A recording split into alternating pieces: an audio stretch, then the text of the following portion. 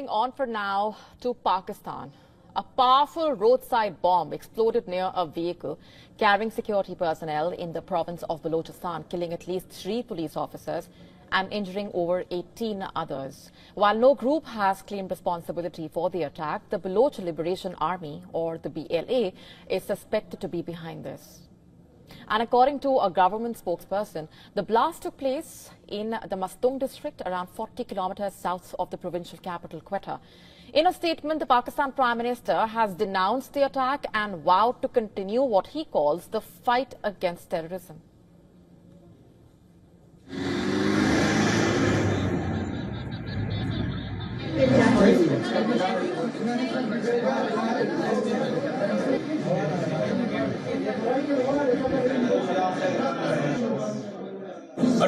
Our troops from Kalat, who follow a daily routine, were targeted today by a remote-controlled bomb on a motorcycle. Unfortunately, 3 were martyred and 18 injured in this attack. You see, for decades now, Pakistan authorities have been battling insurgency in Balochistan with an array of groups, including the BLA, staging multiple attacks, targeting security forces and civilians in the province as well as other parts of the country. The demands of the BLA are clear. They want independence from the central government in Islamabad. They want control over their natural resources. Even as Pakistan authorities claim they have managed to quell the insurgency, violence in Balochistan continues. In the last month itself, the situation in Balochistan has become increasingly tense after several groups announced the formation of a common armed front on the 2nd of March.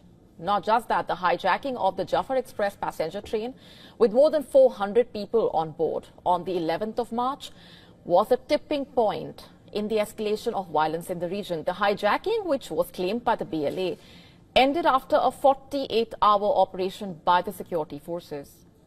And fresh details have now surfaced about BLA's Jafar Express attack. As per a report by the Washington Post, US-made advanced weapons were used in the Jafar Express attack, which were recovered from the site.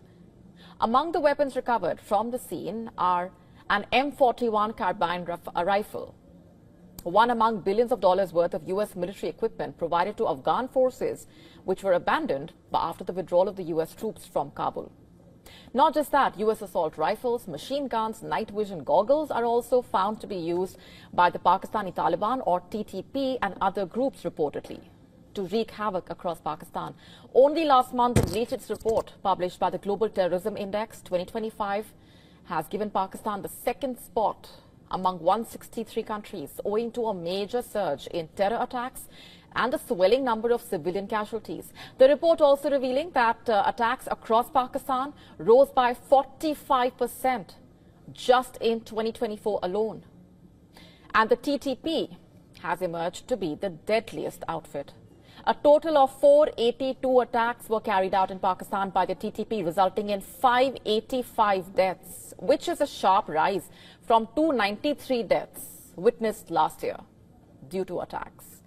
And these are major indicators that Pakistan is in the grip of extreme terror, respite from which seems unlikely in the near future unless the authorities step up. The question still is, can the government combat this? It's one of the most universal yet mysterious human acts. We've all done it. One long meeting, perhaps a heavy lunch, one yawn wide and silent. Suddenly, all eyes are on you, maybe a frown from the boss. On average, we yawn 5 to 20 times a day, often involuntarily, stretching our lungs and increasing our heart rate.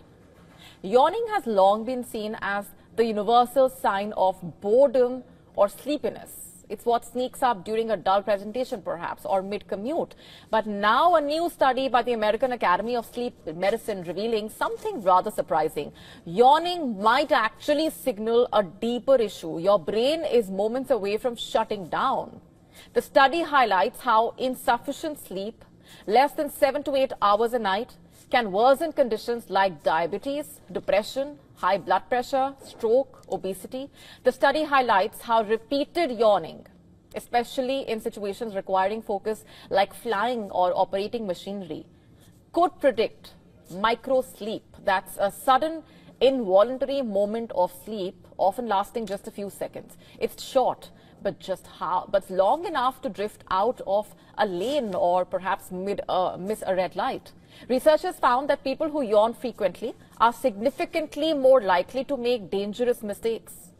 In the US alone, around 100,000 car accidents a year are attributed to drowsy driving. And these crashes result in numerous injuries and fatalities, highlighting the significant impact of fatigue on driving safety.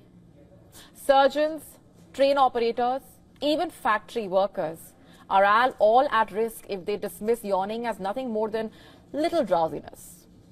In fact, yawning could be your body's way of quietly waving a red flag. You're too tired to be doing this. That's what your body is trying to perhaps tell you, and it's time to take a step back and just relax. To stay special initiative to ensure safety of women, Jammu and Kashmir Police launched an all-female safety squad in Srinagar. The main objective? To ensure safety of women around schools, universities and coaching centres. Security of tourists visiting the valley is also their mandate. Take a look.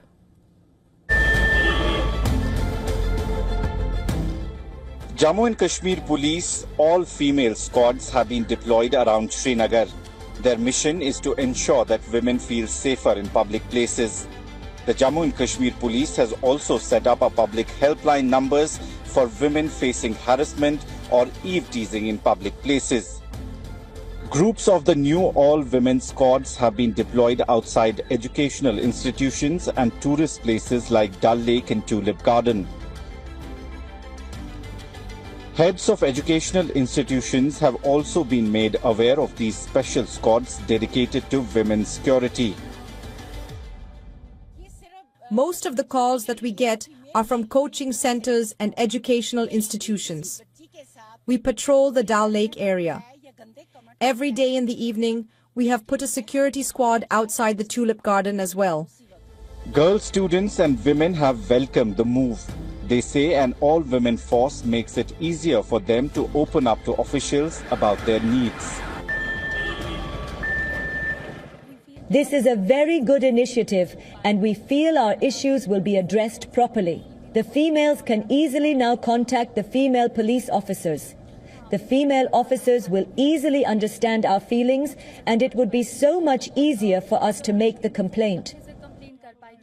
It's for the first time that an all-female squad of the Jammu and Kashmir Police has been deployed in various parts of the Srinagar city.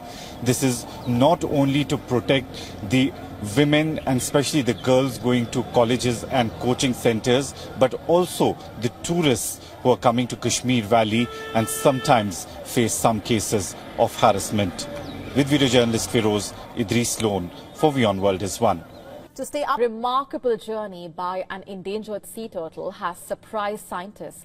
An olive ridley turtle, now being dubbed as the Marco Polo of turtles, has travelled over 3,500 kilometres. This is the first such recorded instance for the species, in fact.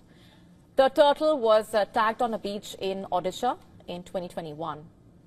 The turtle crossed 2 ocean basins and reached the coast in Maharashtra, the Konkan coast.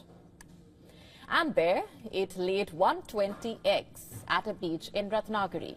In 2025, 107 of those eggs hatched. And scientists are calling this a major discovery. Dr. Basudev Tripathi from the Zoological Survey of India has said over 12,000 olive ridley turtles were tagged in 2021 at Gairmatha, and these turtles typically move south to Sri Lanka after nesting. But this turtle took a rare route west into the Arabian Sea. Earlier, experts thought east and west coast turtles were separate groups, but this turtle's journey suggests the population may be connected. Dr. Suresh Kumar from the Wildlife Institute of India says the turtle may be using 2 nesting sites. It could have laid eggs in both Odisha and Maharashtra. Researchers say this changes how they understand olive ridley migration patterns. And as they continue to monitor the turtle to gather more insights into their populations and migration patterns, scientists say protecting nesting beaches on both coasts is now more important than ever.